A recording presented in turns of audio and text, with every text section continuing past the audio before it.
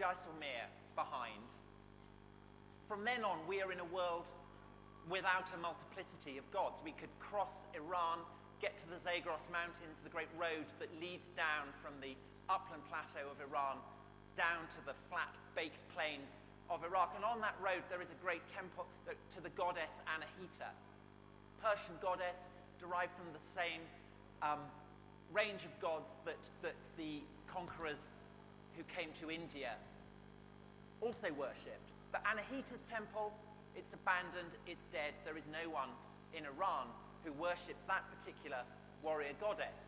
We head further west. We go to Damascus, site of the great mosque that Barry's written wonderfully about. That was once a temple of Baal, it is said, a temple of Jupiter. It was a cathedral before it became a mosque. We go to Athens, very similar process.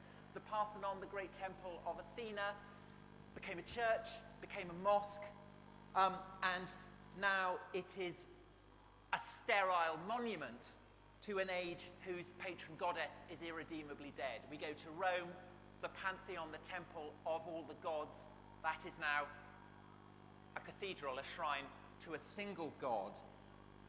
So for the Indian context, it's as though every temple in this country had been reduced to the state, say, of Mahabalipuram, sites that are of interest really only to tourists.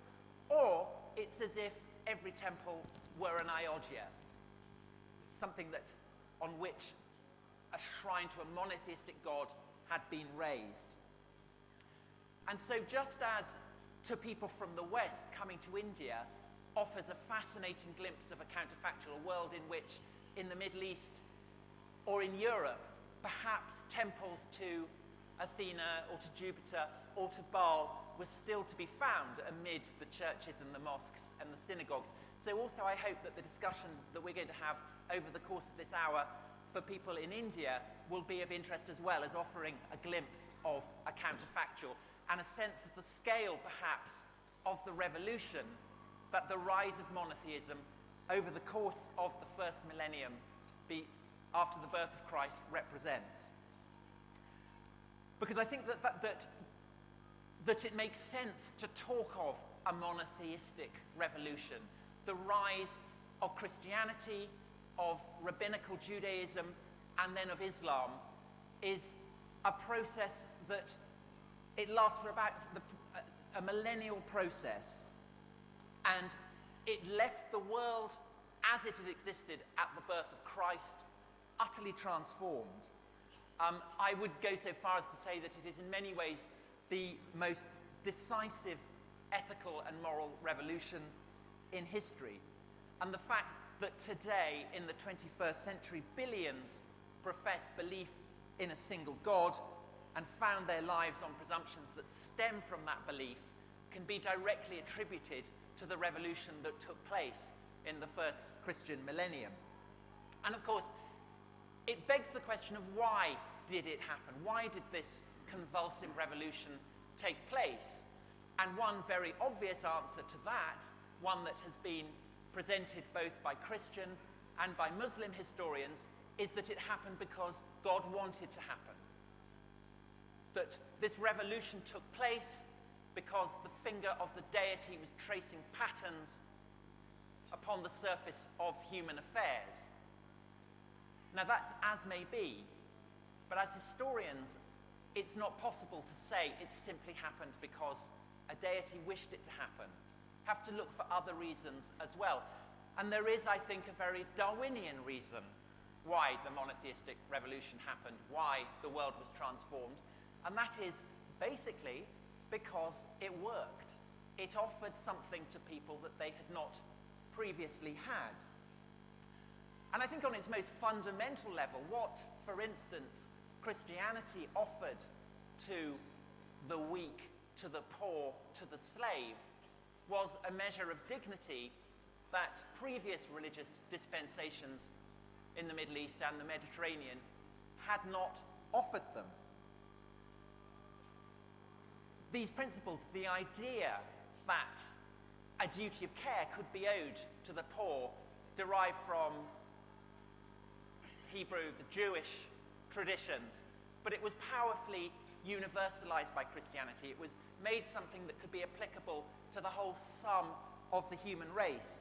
The famous lines of St. Paul, that there is neither Jew nor Gentile, neither slave nor free, nor is there male and female, for you are all one in Jesus Christ, that offered to people across the vast span of the Roman Empire, and indeed beyond it, into the realm of Persia, it offered the possibility of a universal brotherhood and sisterhood, a universal ecclesia, assembly, which in Greek had been focused on particular cities. Suddenly it became something that could offer a refuge to the whole world. And Christians gloried in the first centuries of the emergence of Christianity. Christians gloried in the fact that they had been uprooted from the context that had given their cultures birth. Any country can be their homeland. A Christian speaks of his co-religionists. And yet their homeland, wheresoever it may be, is to them a foreign place. This is something they're proud of. And in practical terms, this is not just about identity, it is also about the most fundamental basics of day-to-day life.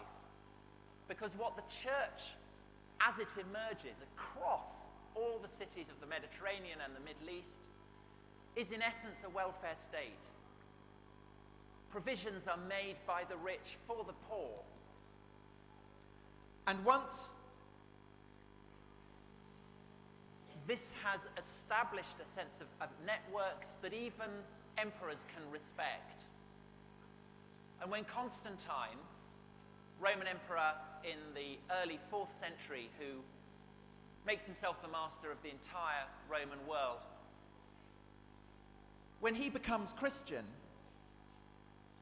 and establishes as an orthodoxy that his descendants will and his heirs will be Christian as well, the one emperor who tries to reverse this, a man called Julian, who is known to history as the apostate, the man who turned his back on the Christian faith in which he had been raised, when he tries to take the Roman world back to the pagan world that had existed before, the world of polytheism, he finds that he too has to offer welfare. He too essentially has to reconstruct polytheism as a parody of the Christian church.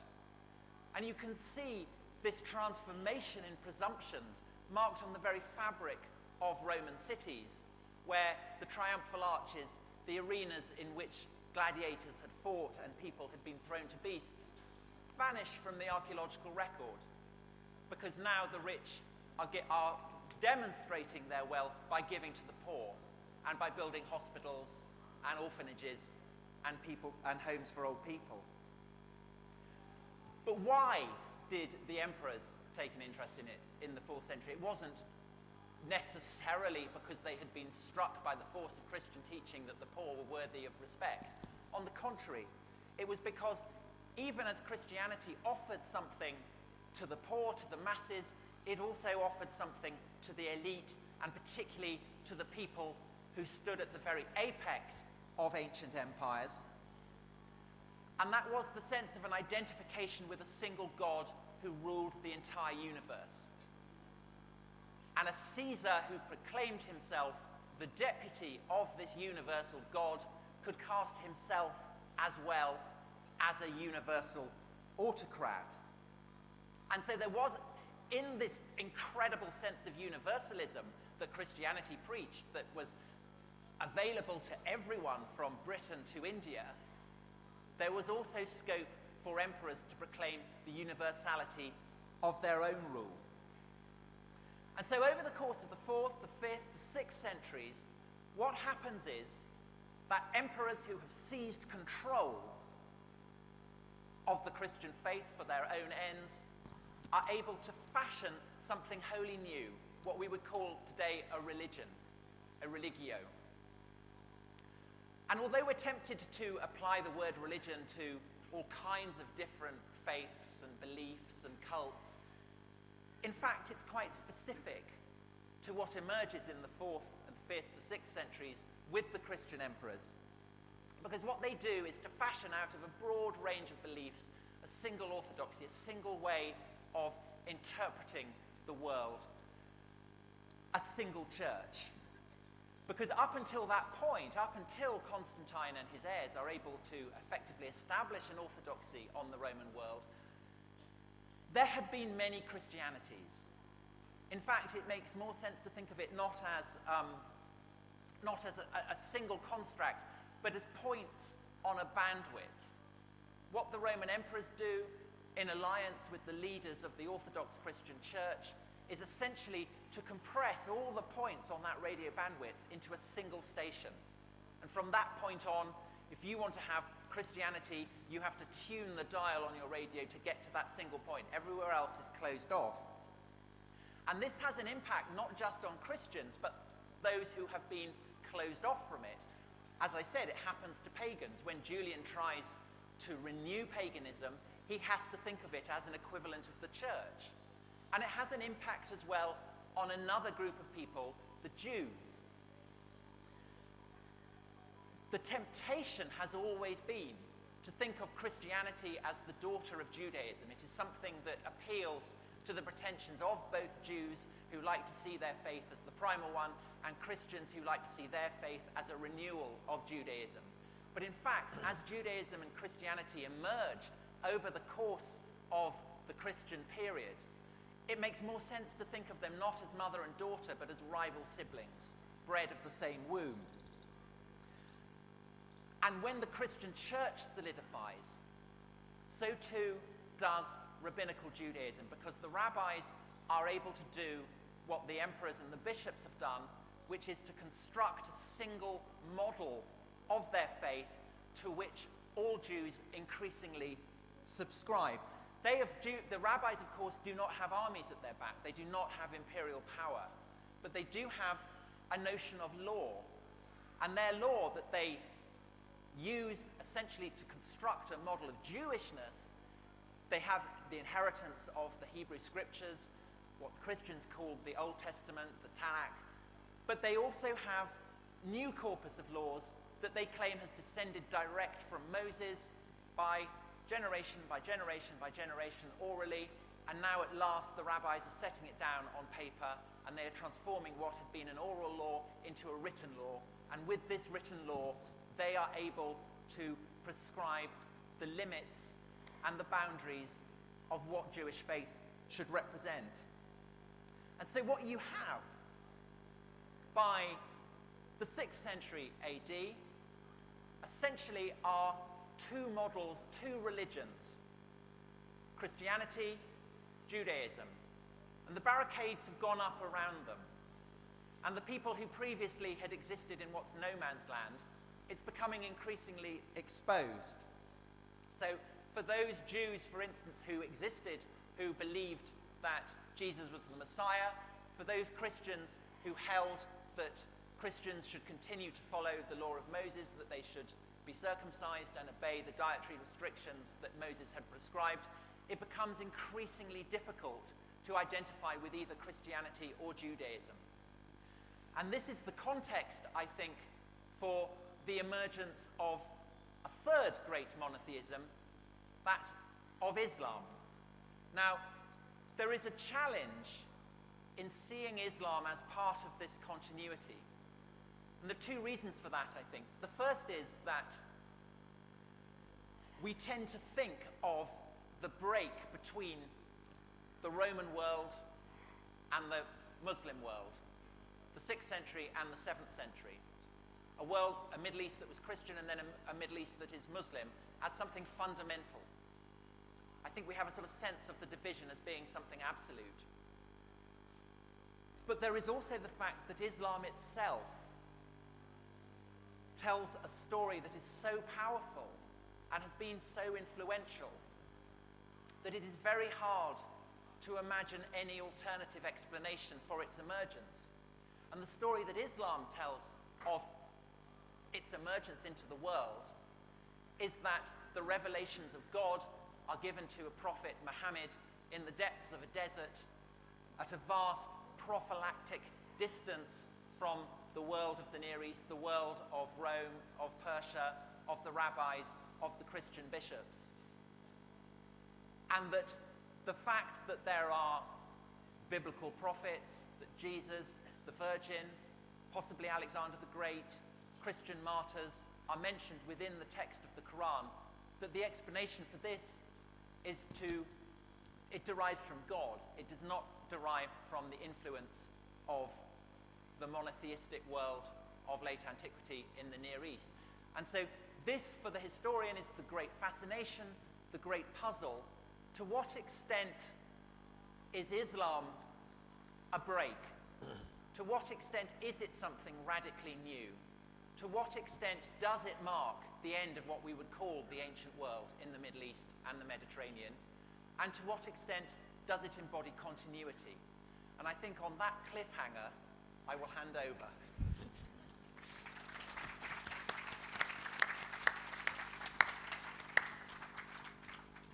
Thanks, Tom.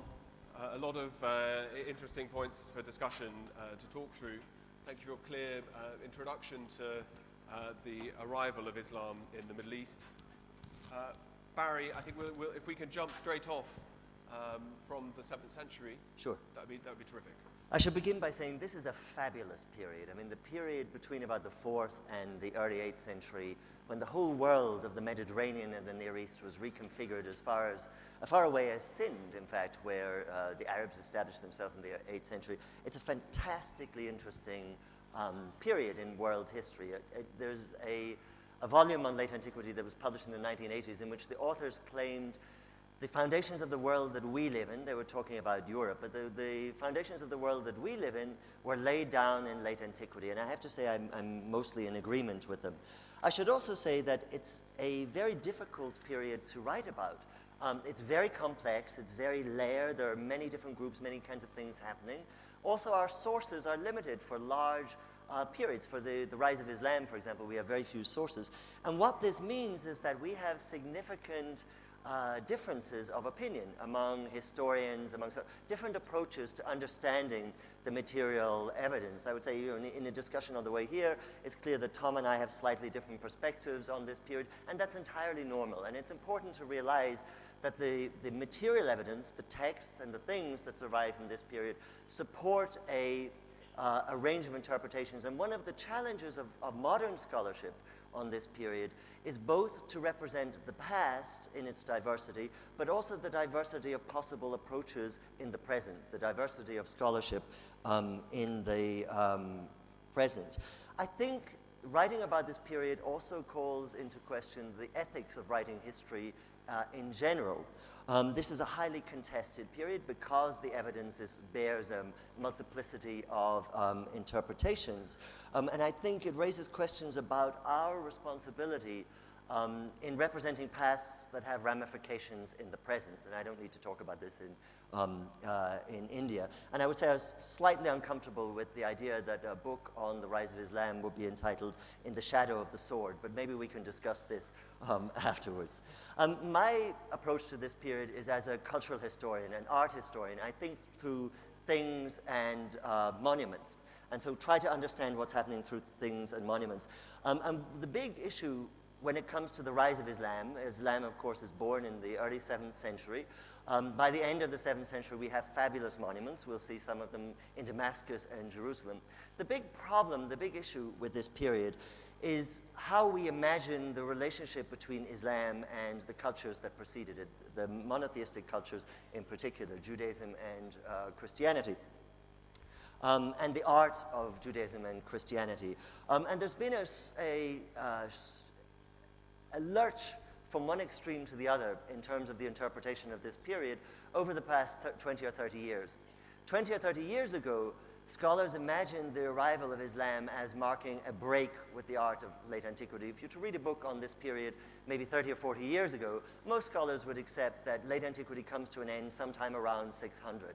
Over the past few years, there's been a shift to say, well, no, actually, if you look at the arts, early Islamic art, it fits very well within a late antique paradigm and represents a point of continuity with the arts of late antiquity. Now, this is, I think, a very progressive move in one way. The problem about it is that if you simply subsume early Islamic art and architecture into the world of late antiquity, you can't actually say, is there anything original about it? When, for example, this is the sort of things that Islamic art historians obsess about. When does Islamic art start?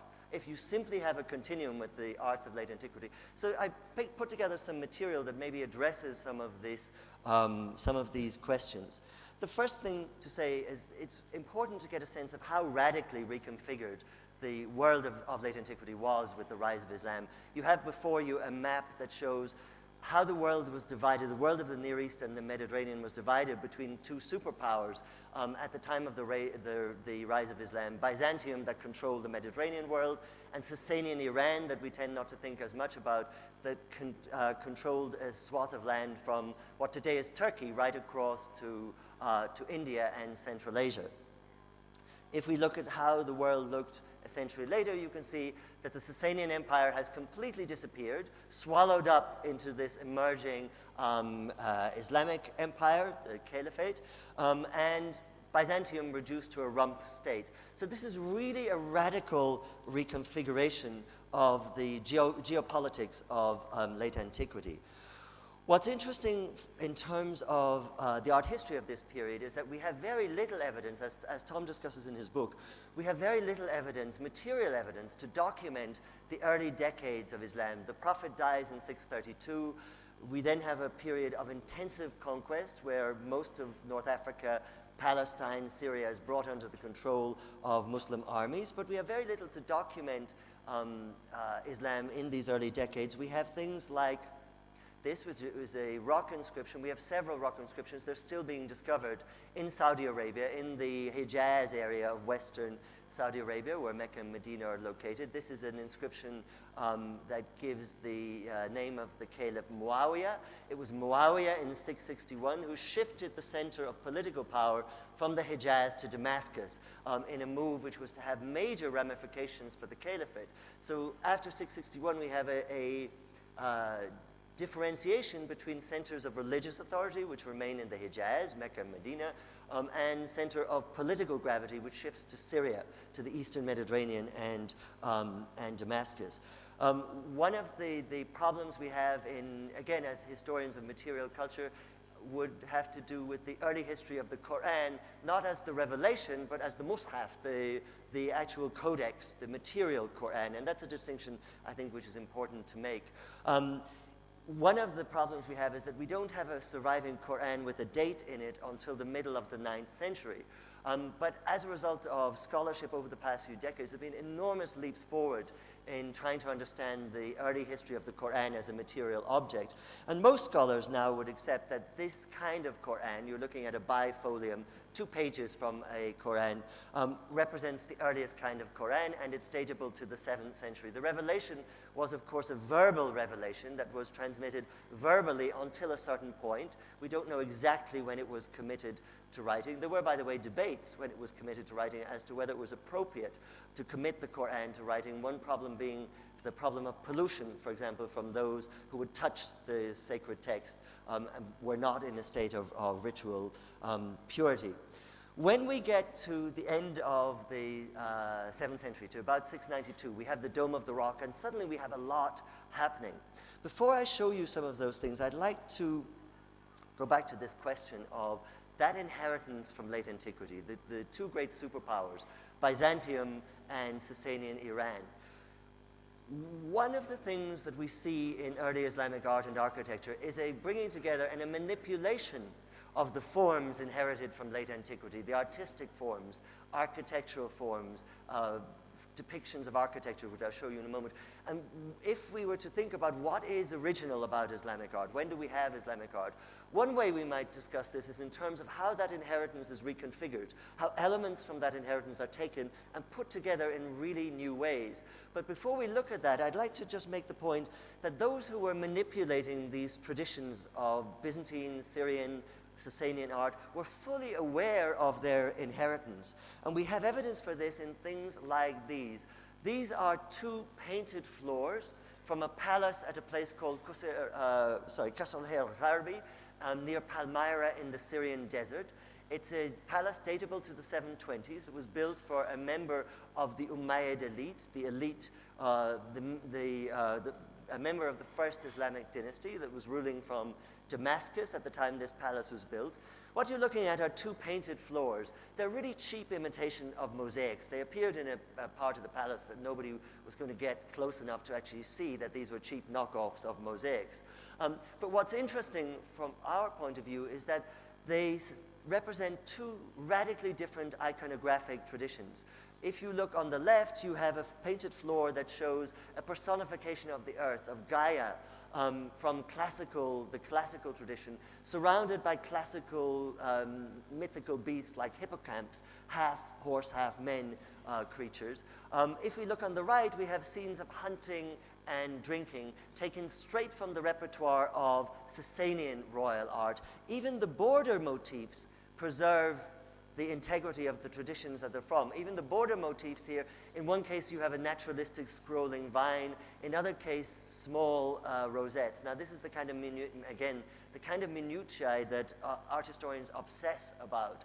But what I would suggest here is actually worth obsessing about, because the fact that we have these two traditions preserved intact and staged together on either side of a staircase suggests that those who are heirs to the legacy of both Byzantium and Sasanian Iran are fully aware of that legacy and able to manipulate it and stage it in interesting ways.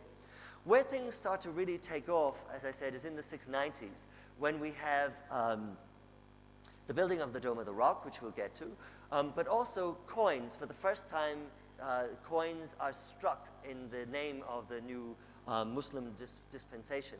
And what we have between 692 and 697 is one of the most extraordinary periods of experimentation that is documentable in any period of art history. I would say normally these phases of documentation take place over decades and they're hard to see. Here they take place over 7 years.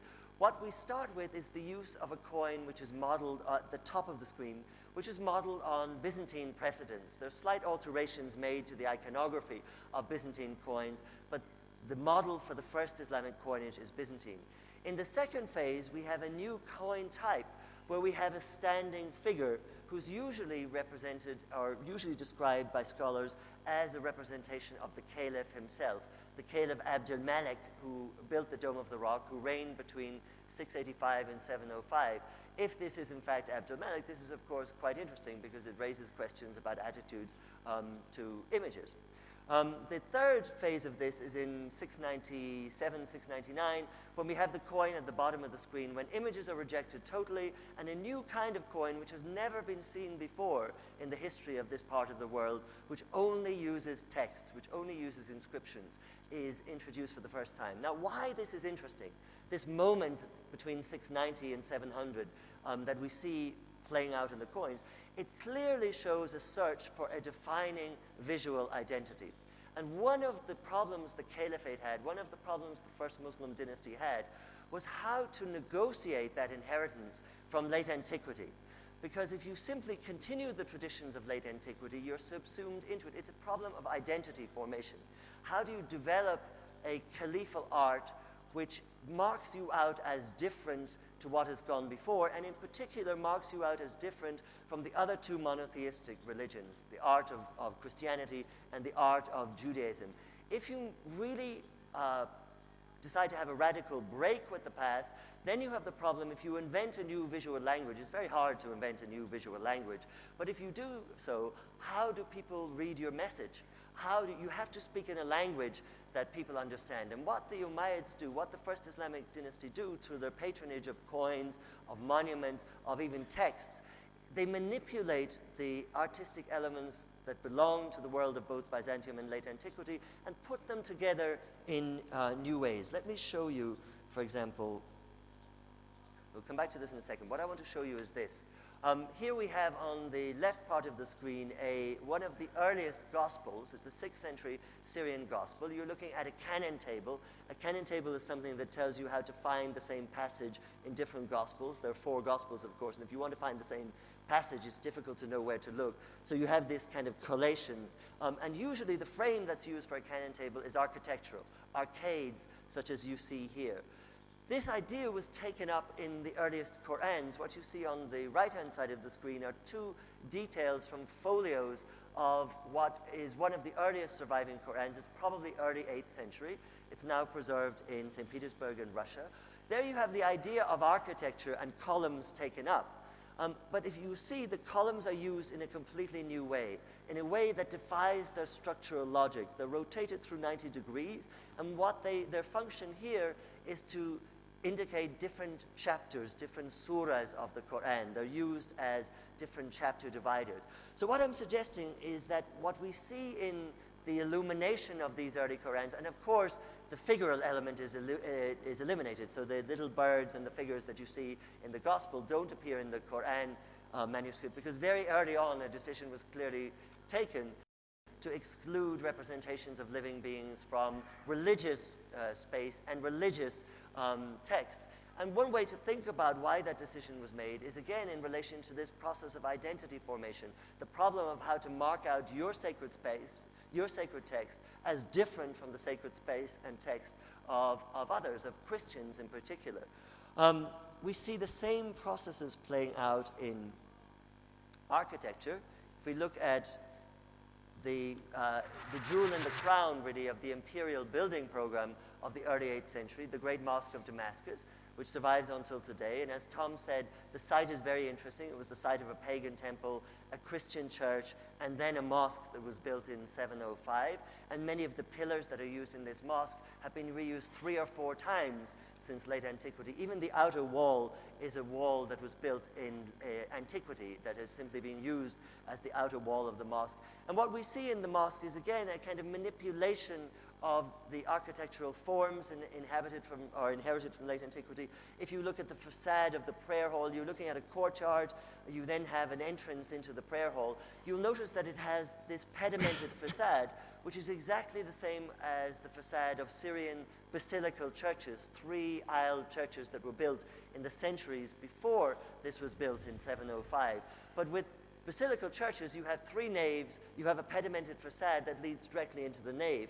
Here it makes very little sense. What you have is a form that's being rotated through 90 degrees and pushed through the prayer hall, used, in other words, in a way that's very different from the way these forms would have been used in earlier Syrian Christian architecture. So again, there's not a radical break with the past. There's simply, if you want to think in terms of grammar and linguistics, there's a change in the syntax, in the way in which these different elements are put together. And that really is one of the major hallmarks of early Islamic art and architecture. It's one of the ways that this inheritance from late antiquity was dealt with. It was retained, but manipulated in ways that marked out the sacred spaces and sacred text of Islam as different. We have it again with the concave mihrab, the mihrab in the form of a niche. That doesn't exist from the beginning. It's introduced into the mosque in 705, and it's introduced first in the Mosque of the Prophet in Medina to mark the spot where the Prophet led the prayers. Now, the concave niche, many of you will be familiar with images of statues standing in concave niches. In late antiquity, the concave niche was an honorific device. You put, for example, statues of emperors in that. So what we have is that idea adopted for aniconic purposes. So the statue is removed, but the niche and its honorific connotations remain and mark the spot where the Prophet prayed in Medina. Again, a very clear example of the way in which this inheritance is being manipulated and played with in order to construct a visual identity. Of course, the Mosque of Damascus is very famous for its mosaics. It's the largest area of wall mosaics surviving from antiquity anywhere. It was only discovered by chance in 1893 when plaster that was covering it fell and was removed to reveal this amazing 30-meter long stretch of gold ground mosaic. Again, many of the elements of this are familiar from the mosaics of late antiquity. There's nothing radically new here. What is new is the way in which elements are put together. We have, for example, no living beings depicted in the mosaics, but we also, if you look at the prominence afforded these trees, the trees almost stand in the positions that saints would have occupied in a Byzantine church with similar sort of gold ground mosaics. So we have, again, an adaptive use of the art the artistic traditions that the early Muslims inherit. And we see it most clearly of all, of course, in the Dome of the Rock in Jerusalem that was built in 692. And since the panel is really about monotheism and the relationship of Islam to the traditions of monotheism, the Dome of the Rock is really the best example of how early Islam engaged with these traditions of monotheism. It's built on the site of the Jewish temple that was destroyed in the 1st century by the Romans and had stood vacant ever since. In fact, the Christians used it as a trash heap. They piled their trash heap there until the Muslims arrived in the 630s and insisted it be cleaned and the trash removed. And in the 690s, built the Dome of the Rock. The Dome of the Rock, in a way, encapsulates all of the complexities of dealing with this period. There's no agreement among art historians, at least until today, as to the meaning of the Dome of the Rock, why it was actually built. The general interpretation of the Dome of the Rock until today is that it was built to mark the night journey and the ascension of the Prophet Muhammad from the rock. This is a tradition which is documented. It's not documented till slightly later, but one of the peculiarities of the Dome of the Rock is that we have so many references to the Prophet within the building. So at the time it was built, there was an association between that space and the Prophet. But there are also it's a building which is very much in dialogue with other buildings in Jerusalem and elsewhere. The geometric form of the building itself, of course, recalls the Kaaba, the cuboid shrine, which is the focus of prayer in Mecca, but it also recalls the Church of the Holy Sepulchre, which is located just across the city in Jerusalem. So what you're looking at here on the left is the interior of the Church of the Holy Sepulchre, the rotunda that surrounds the tomb of Christ, or what's identified by Christians as the tomb of Christ. And on the right, the interior of the Dome of the Rock, surrounding the rock. So it's a building which is, if you like, very chatty. It's in dialogue across the centuries and in its contemporary context with a whole series of buildings which lended these extraordinary layers that extend to the mosaics within the building, which are contemporary with its creation in 692 and contain our earliest dated text of the Quran, by the way, because there are Quranic quotations within the building which can be dated to its foundation in 692. So in a way, the density, the complexity, the layering of the Dome of the Rock, its engagement with multiple traditions, with the traditions of Judaism, with Christianity, with the traditions of early Islam in the Hijaz itself, in what's today Western Arabia. All of this exemplifies the complexities of this period and the need not, I think, to fall back on a single interpretation for a building like the Dome of the Rock, but to be alive to the fact that one way those who inherited the traditions of late antiquity use them is to layer them and to give them new meanings which concatenated, compounded, complexified their meaning in pre-existing traditions, with the result that a building like the Dome of the Rock is extraordinarily hard to interpret. One thing that's certain about it is that we cannot fall back on a single interpretation. We have to, when we come to think about what's happening in this period, the way in which the monotheistic inheritance is reconfigured, we have to do justice to the fact that there are multiple meanings, multiple layers, and not fall for an easy, singular, reductive interpretation of this period, its history, or its art and architecture for that matter. Thank you.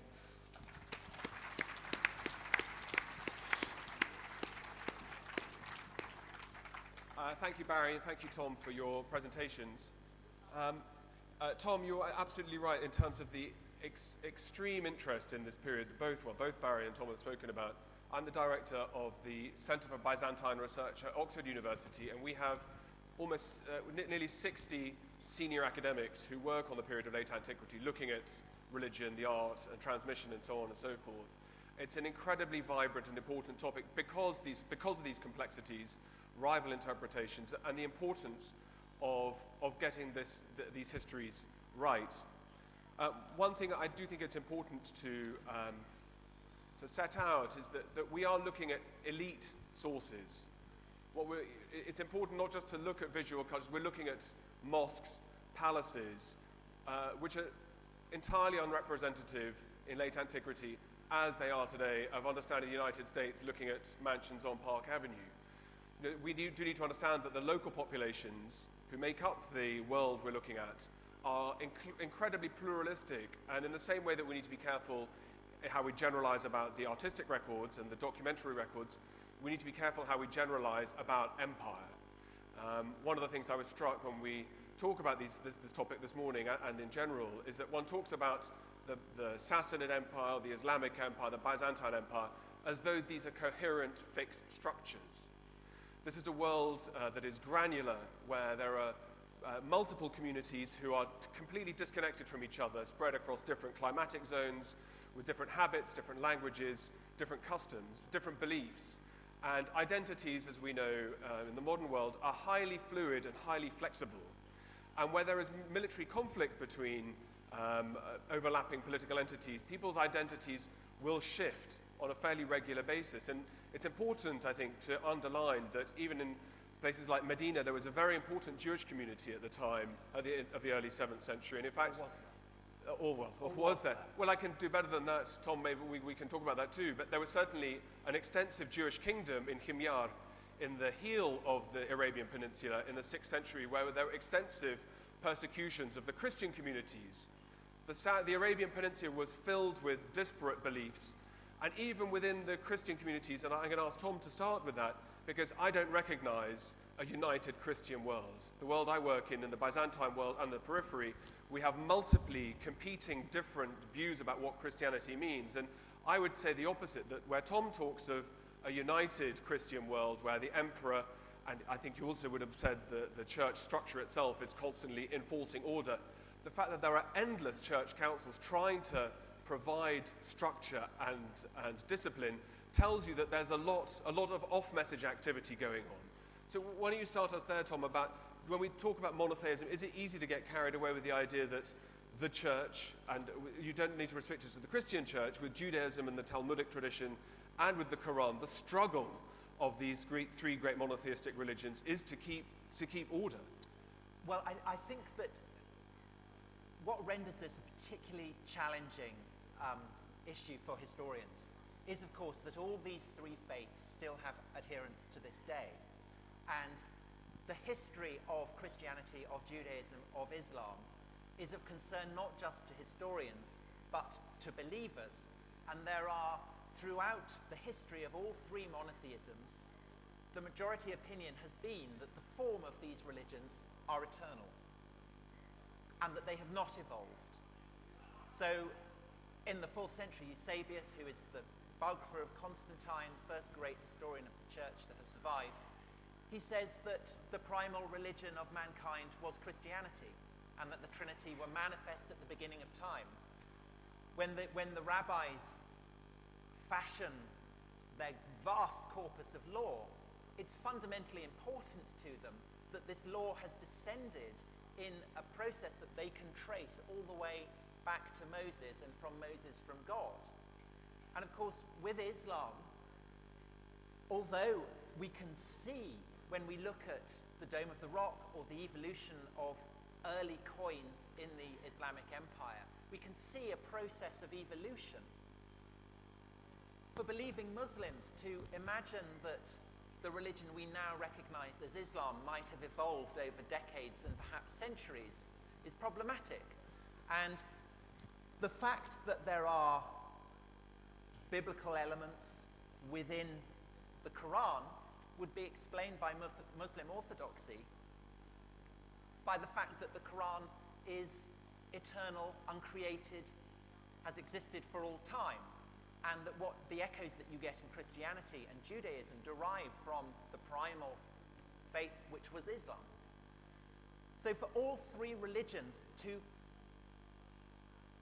to acknowledge the fact that they might have evolved, and I think it's evident from the record that they did, runs up against the fact that what has made them so successful as cultural phenomena is that at certain points in their evolution, a general consensus as to what orthodoxy represented was successfully fashioned. And of course, you're right that, obviously, you could write a history of Christianity that was a history of heresy.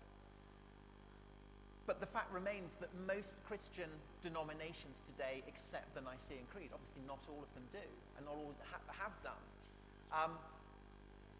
But it was only when Constantine lent his muscle behind a particular faction of Christian leaders that he was able to establish as orthodoxy. Obviously only within the Roman Empire. Absolutely. And in fact, there are flourishing multiple Christian churches.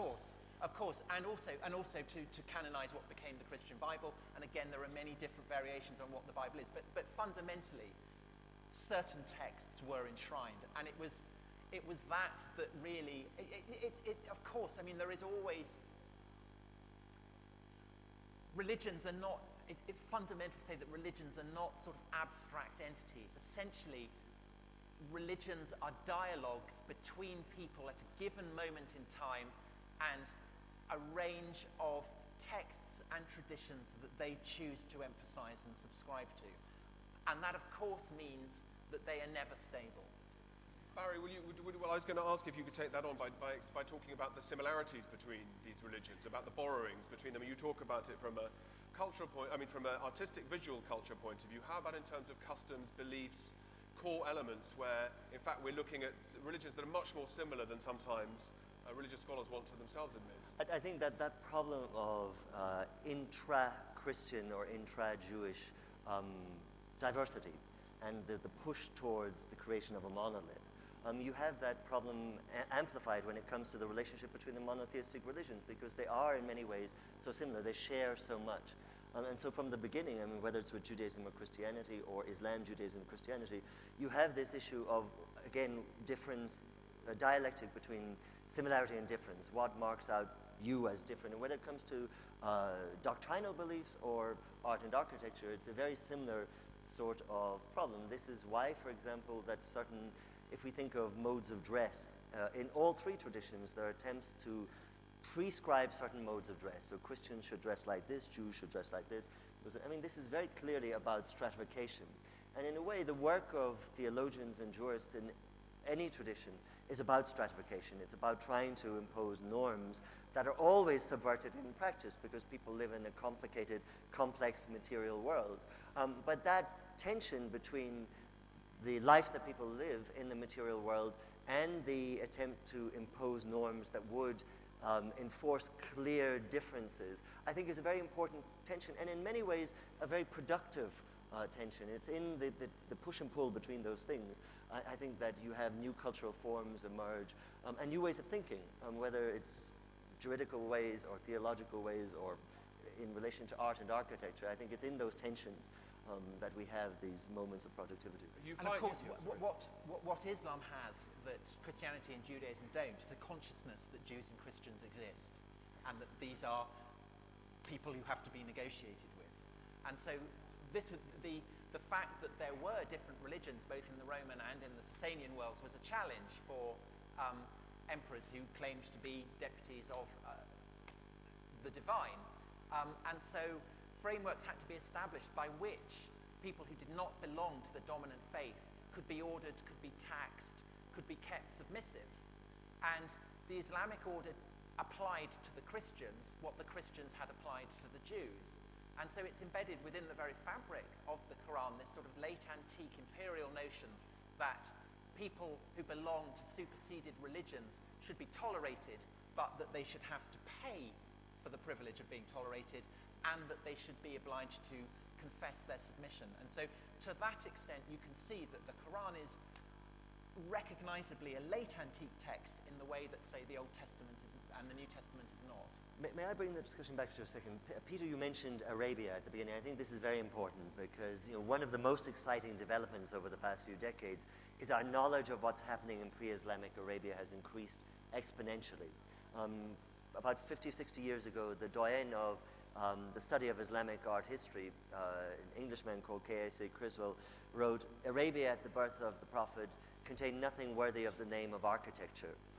Now, we now know this is absurd because we have, as a result of excavations, both in Yemen and the Himyarite kingdoms, but also in central Saudi Arabia, which has brought to light these trading emporia of the 4th, 5th century with fantastic wall paintings, with Greek and Roman statuettes, with textiles imported from the Islamic world, that there's a lot happening in that world in the century or two before the rise of Islam. And it's very important to take that into account as well. I know that I'm conscious of the time and keen to ask questions. I do think there is something interesting to be said about these similarities. Barry's images and the coins show very clearly that there is a sudden recognition that these religions are a little bit too close to each other, and that there needs to be a reinvention of what it means to be and to look and to dress and to believe as a Muslim around about the end of the 7th century. The fact that these religions are too close, and one of the church fathers, Christian church fathers writing at this time, when he hears about Islamic teaching, he believes this is another Christian heresy that's popped up. He's convinced the similarities are so close that with the references to Abraham and Jesus Christ and so on, and there's something productive. So I'm afraid the organisers won't let us have another hour to talk through. But could we take a few questions from the floor? Are there some microphones to go around, please? Time for one question. One question. Yeah. We will do 2 questions. Very short That's ones. revolutionary. Very yeah. short questions. Okay, one here at the front and one somewhere at the back, with the hand up at the back. With the brown shirt, yeah. Thank you so much for a brilliant, brilliant panel. I mean, I'm so wonderfully pleased. My question is to that particular mosaic that Barry Flood showed with the 3 trees. I was wondering if there is any inherent symbolism which is attached to that. You did mention that they were sort of, they would have taken the place of the saints, but I was wondering in that particular mosaic if there is any symbolism that you would read as an art historian. I said at the beginning that historians and art historians don't agree on anything when it comes to late antiquity, and there's major disputes as to the meaning of that mosaic panel. I mean, the split is generally between those who believe it's paradisal, a vision of paradise in the world to come, and those who believe it's the world under the Umayyads. What I would say about the trees is that there's a very interesting hadith. I mean, most of attitudes to images The hadith, in by the way, I Islam think you need come to from the, I'll explain, are the source for most of attitudes to images in Islam are the hadith, the traditions of the Prophet that were collected after his death. And in that we have a tradition that recommends that artists don't depict living beings, but instead depict trees and things. So they have a prophetic imprimatur. Of course, the question is there's a dispute as to the dating of some of the hadith, but there's an interesting resonance between this tradition of the Prophet and the content of the mosaics. Great. We have a book launch coming on. Well, in which case, I'm sorry, but thank you so much for coming. I'd like a round of applause for my speakers, please. Thank you, Barry. Thank you.